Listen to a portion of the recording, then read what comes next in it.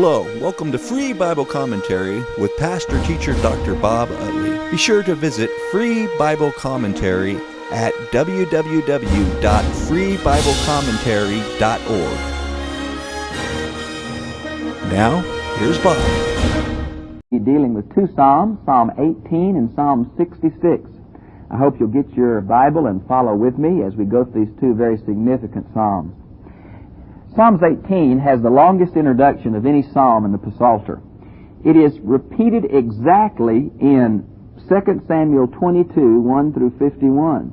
The only difference is the first verse in Psalm 18 is not repeated in 2 Samuel. The first verse is a tremendous verse. I want you to look at your Bibles. If you just circle the word "my" through there, I think it amazes you how personal this psalm is. One of the beautiful things about David is the idea that he really feels that closeness to God, that intimate personal relationship that is really the key to biblical faith. Look at the words he uses here for God. My rock, my fortress, my rock again, my take refuge, my shield, the horn of my salvation, my stronghold. Let's go through there and see if we can figure out what this is saying to a Hebrew mind in David's day. My rock is a way of speaking of stability. It is used to describe God quite often in the Old Testament. The mountains were what would remain the same. It was a Hebrew idiom for strength and security. The word fortress has the same idea. It means a high, lofty, impregnable fortress. The idea of my deliverer. Remember in the Old Testament, the word saved and the word deliverer are the same word. It has the idea that God is the one who will keep us from physical harm. Okay? Then we have the word, my horn. Now the horn here, oftentimes the word horn speaks of power. It's used of an animal horn. Have you ever seen that famous statue of Moses? He has horns. Have you ever seen that? Well, the guy mistranslated the Old Testament. When it says Moses had horns, it means Moses had power. But here I think the word horn refers to the horns of the altar where man could flee for safety. Let me give you a few references if I could. Exodus 27:2, Exodus 30:10, 1 Kings 1:50, and 1 Kings 2:28 are examples of these people fleeing to the horns of the altar. Notice the word salvation. Again, salvation in the Old Testament does not have the spiritual idea, but the idea of physical deliverance. Then we have the word my stronghold. It means a high tower. Now, it's either a high tower out in the shepherd's field where they go in at night to stay from the wild animals and marauding bands of people, or it's the tower in the wall around the city, watchtowers. It's a symbol or a metaphor of strength. Then it says in verse 3. By the way, the word shield here, this is the two-man shield, which means God and the person are together in the thing. God is with you, and y'all can handle the two-man shield because God's there. It's a beautiful metaphor. Then notice in verse 3, I call upon the Lord. See the word Lord there, how it's spelled with all caps? That means the covenant name for God, Yahweh, from Exodus 3, I am that I am. Then notice where it mentions who is worthy to be praised. God's acts show His character, and His acts are faithful, and He delivers His people, and He protects them. And that's the idea. He's worthy to be praised, not because just people say He ought to be praised, because of what He does, how He acts, His loyalty. Notice it says, I am saved from my enemies. Again, the word saved in the Old Testament does not have that. The connotation of spiritual salvation is the new, but physical deliverance. Verse 4, the cords of death encompass me, and the torrents of the ungodly terrify me. Now this word ungodly is the Hebrew word Belial. It's never used as a noun in the Old Testament, but it is in the New Testament by Paul. 2 Corinthians 6:15 is where he uses this as a synonym for the devil. Now, Bunyan's book Pilgrim's Progress, it uses this for a title for the evil one. And here's the word here. It means from two Hebrew words, without and profit. So it's without profit or utterly worthless is what it means. The word Sheol is in verse 5. Now, what is Sheol? Sheol is the Hebrew counterpart to the Greek word Hades, which means the realm of the dead. It is my personal opinion that in the Old Testament And before the resurrection of Christ, all people went to this holding place of the dead known as Sheol or Hades. For the rabbis, it was divided into two parts: Tartarus for the wicked, paradise for the righteous. When Jesus mentions that the thief on the cross will be with him in paradise, he's certainly not talking about heaven, because he's not going back to heaven for 3 days. He mentions he'll be with him in paradise, meaning the righteous part of the underworld, or the holding place of the dead. Many folks criticize the Old Testament because it depicts people as being under the ground. Well, the Old Testament is written in the language of description. And when you bury someone, you put them in the ground. So for the Hebrew mind, the realm of the dead was in the ground. But that's not saying they were trying to be literal or to build a theology there. They were just describing by what you naturally see and assume to be. Now, I have a tape I've done on Sheol and Hades and Tartarus and Gehenna, which are the biblical words for the different places of the dead. I think New Testamentally speaking that when Jesus went back to heaven, that he cleaned out the righteous part of Hades, and that's why Paul can say, 2 Corinthians 5:8, to be absent from the body is to be present with the Lord. Notice where it says, in my distress I called upon the Lord, prayer. Out of his temple he heard my cry. Now, the Hebrews believed that God symbolically dwelt above the Ark of the Covenant between the wings of the cherubim. And that's where God dwelt. In the Day of Atonement, that's where the sins of the people were forgiven. And so, out of the temple is where God lived, and that's where he heard, and that's where all that. Notice the last part of verse 6 where he says, it came into his ears. And you might look down quickly at verse 8 where it says his nostrils. These are anthropomorphisms, which mean we're speaking about God as if he was a man, but we know he really isn't a man because he doesn't have a body. But we have to use terms to describe him that are human terms, because that's the only terms we have. And so this is an anthropomorphic phrase. Now, verses 7 through 15 really deal with God as a storm. If you ever seen a real powerful thunderstorm or seen the power of nature in a storm, you know why that was a common metaphor to describe God. Let's look through here. It says, last part of verse 7, he was angry. Again, that's an anthropomorphic phrase. I don't think God has a temper or throws a tantrum, but God does have a settled opposition against man's rebellious sin and what it's doing to his creation and his creatures. Now, the word nostril in verse 8. In Hebrew psychology, different parts of the body represent different attitudes or emotions. The nostrils are the seat of anger. Have you ever watched someone get mad and watch their nostrils flare? You know, like a horse when you've seen a picture of horses running and their nostrils flaring. Matter of fact, the literal Hebrew in the passage that says slow to anger, the literal there is long of nose, and so the nose was the seat of anger.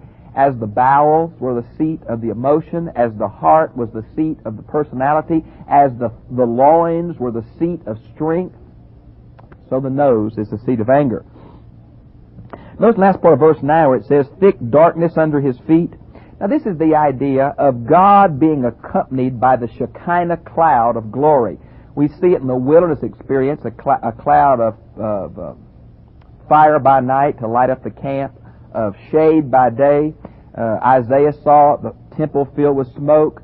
It often talks about God riding on the clouds. Jesus is caught back up into heaven on the clouds.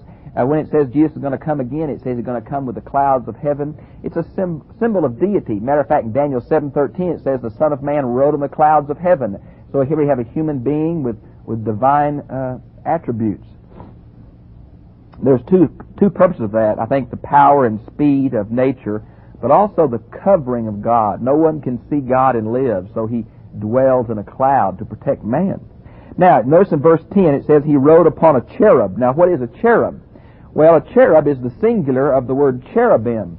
And they're used several times in the Bible. We first see them in the book of Genesis, chapter 3, verse 24.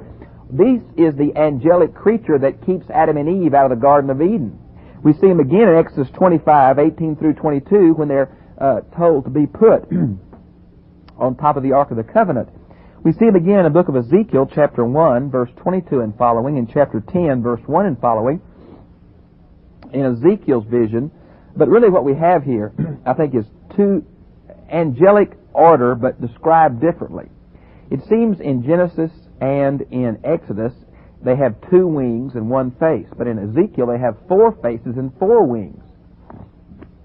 Why, I don't know, but a little bit different description. Notice, if you would, what it mentions down in verse 12, from brightness and clouds, again a symbol of God's presence. Let's skip down to 16 through 19. I've entitled this session in my Bible the He, Me section. It speaks of that intimate personal contact.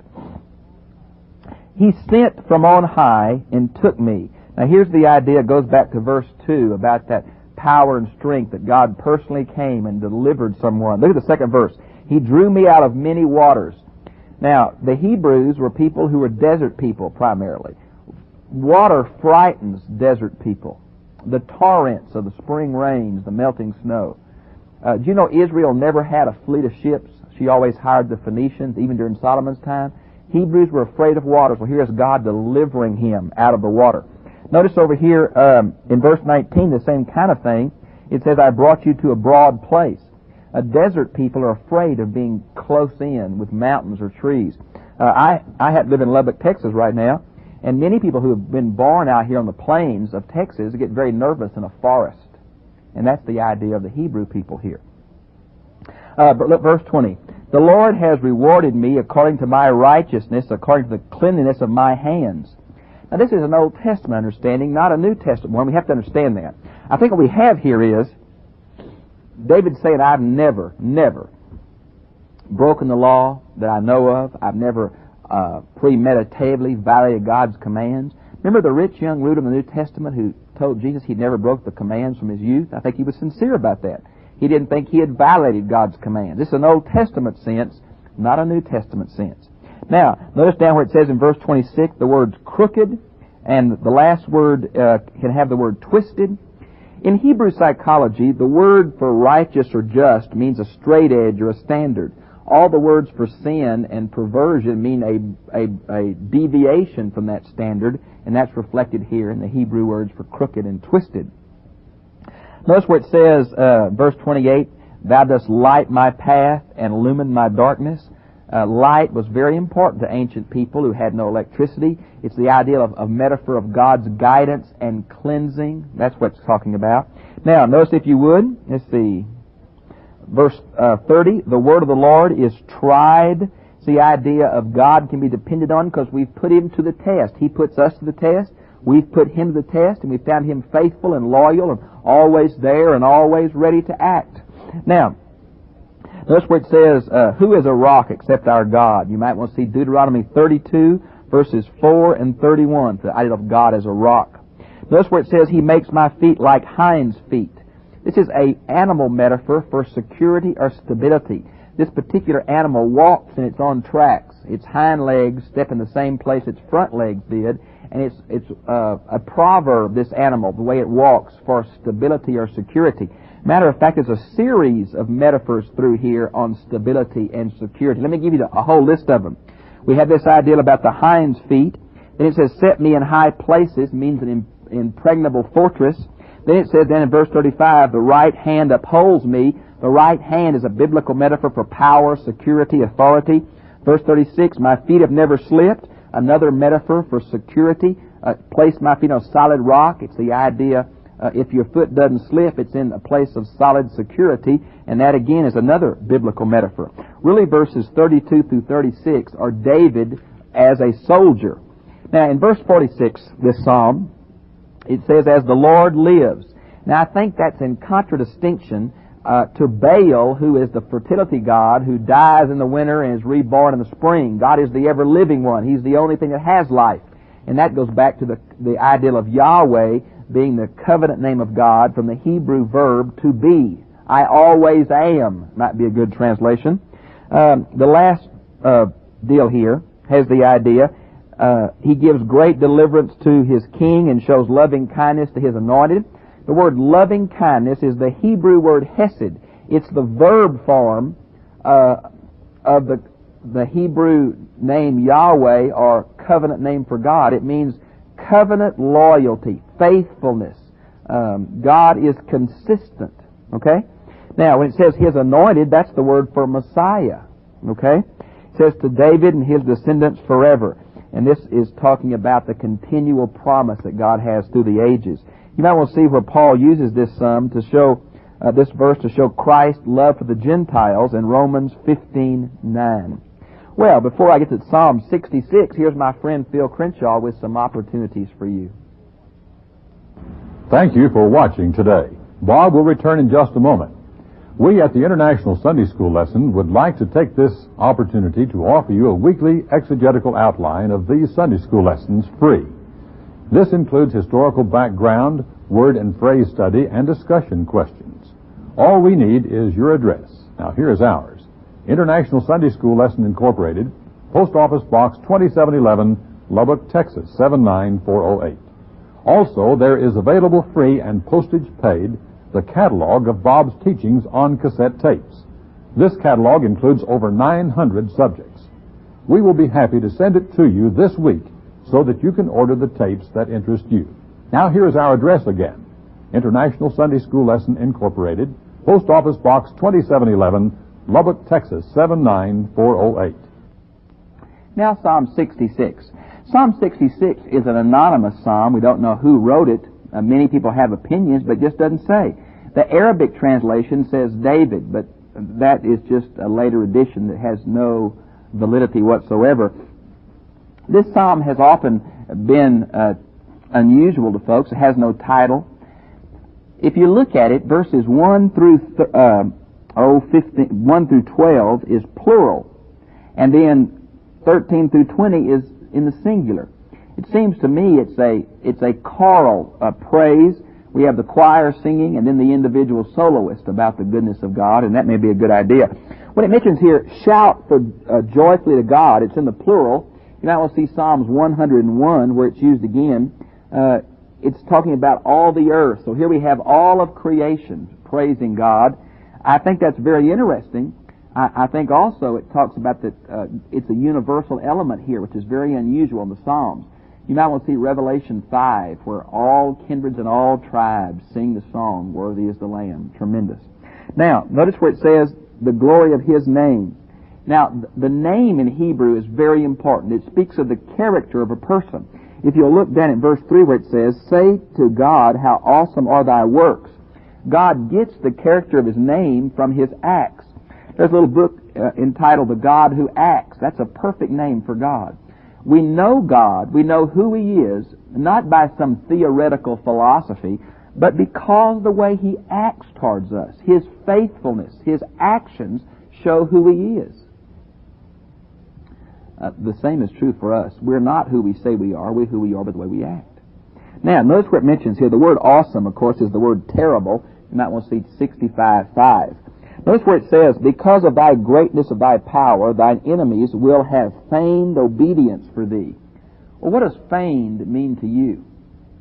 Well, we learned that in King James and in the American Standard Version, as well as the Peshitta, it has the word submit. But that's not a good translation because it's the idea of false submittance. The Septuagint has the word lie. Some other translations, the Hebrew Masoretic text has pretended obedience. Now that's the idea. They're playing like they're obedient, but they're not. It's a fake obedience. Look at verses 4 and 5. All the earth will worship thee. Again, here's that universal element. Gentiles as well as Jews. Very unusual for the Hebrew Scriptures. Will sing thy praises. They will sing praises to thy name. Now, I think it probably reflects Philippians chapter 2, verses 5 through 11, where every knee shall bow, every tongue shall confess that Jesus is Lord. I think Revelation 5 again. I think it is speaking eschatologically about the last day. And now in verse 5 it says, come and see the works of the Lord, or of God. Now the word come here is really the Hebrew word go. But it means go in the sense of go see for yourself. And so come might be an appropriate translation. Then it says, who is awesome in his deeds towards the Son of Men. Now this is the sons of Adam. There are several Hebrew words for man. There's Adam and others, Ish, and they're used theologically many times. This just means men, mankind, generic use.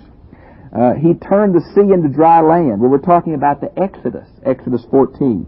Could be the Jordan River, too, either one of them, Joshua chapter 3. And they passed the river on foot. There let us rejoice in Him. He rules by His might forever. As a participle in Hebrew, He is the ruling one. He is always in control. He's been in control. He is in control. He will be in control. And now it says, His eyes keep watch on the nations. Let not the rebellious exalt themselves. God is in a place to know what's going on. He knows what individuals are doing. He knows what nations are doing, and they are in His hands. History is molded and influenced and channeled by the personal God of creation. Then it says the rebellious exalt themselves. One of the real problems of the Hebrew mind was the unfairness of their world. They believed that God was in control. Why do the wicked prosper sometimes? That came to be a theological problem that the book of Job tackles. I think it's interesting that even here they are somehow coming to grips with that there's going to have to be a future life to set things straight, or our world's an unfair world and our God's an unjust God, if this is all there is. Notice what it mentions in verse 8. Bless our God, O peoples, universal element again, and sound His praises abroad, who keeps us in life. God is the provider and sustainer of life on a moment-by-moment basis. He is the giver and the keeper of that which is life. We need to realize that. And notice what it says, and does not allow our foot to slip. This is God as stabilizer, God as guide into sure paths, not slippery paths or false paths. Notice where it says, Thou hast refined us as silver is refined. Now that comes through trials. God is testing us, but it's for our good, not for our destruction. You might want to see Zechariah 13:9 and 1 Peter 1:7.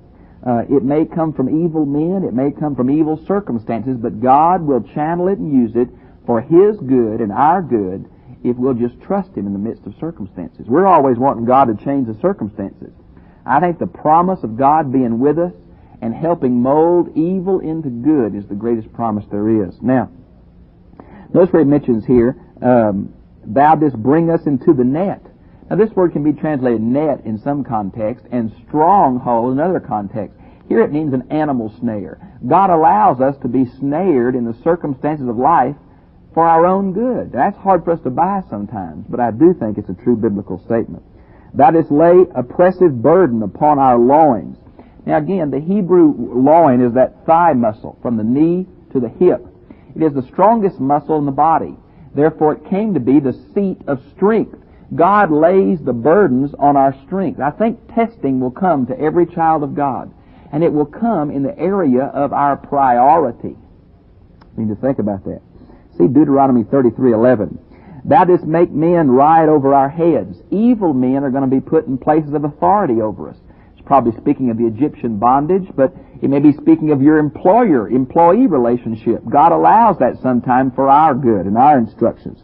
Now we'll see Isaiah 53:23. Now, we went through the fire and through the water. You might want to see Isaiah 43:2. Yes, that is, bring us out into a place of abundance. Now this Hebrew word abundance is a rare word. It's not used often. It's translated many ways. It can be translated refreshment, wide place, fruitful place, or rest. There are no cognates in other languages to help us.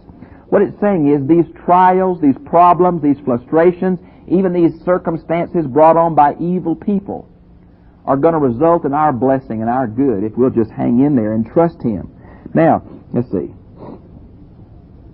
Lost my place. Okay, verse 13. I shall come into thy house with burnt offerings. Now, burnt offerings are a symbol of total dedication to God. It was completely burnt, okay? The literal meaning, make to ascend, is like the aroma ascending to God, which later became the symbol of prayers. Notice what it says, and thou shalt pay my vows. I want to tell you, God never says that we ought to make a vow to Him. But the Bible sure says, if you say it, you better do it. Let me give you a few verses. Numbers 30, verse 2, Deuteronomy 23, 21 through 23, and I can't read my own writing. Ecclesiastes 5, 4, and 5. If you say it, pay it. Good idea. Now, which my lips uttered. Now, the words here are blurted out, okay? So he's just pouring forth. My mouth spoke when I was in distress. Now, what he's saying is this kind of foxhole religion. He promised some things when he was under stress and in circumstances, and now God's saying, you better keep it. I didn't ask you to do that, but now that you said it, you better keep it. And that's true for all of us, I think. I shall offer to thee. This word offer is a sacrificial term, okay? Burnt offerings of the fat of beasts with the smoke of rams. I shall make an offering of bulls with male goats. This is what was appropriate in David's day to approach God. It's not saying all of us have to do that, of course. It's saying in his day, this is how he understood what God wanted. Okay? Verse 16 and following then, come and hear all who fear God. Here's the repeat about this universal element of all peoples coming and thanking God. And I will tell you what he has done for my soul. I will retail over and over, recount it. Now verses 17 through 20 have 6 little elements that all involve prayer. Listen to them. I cried in him my mouth. Okay, there's prayer. He was extolled with my tongue. Emphasis on praise and prayer. If I regard iniquity in my heart, here's the attitude of prayer. Attitude is the key.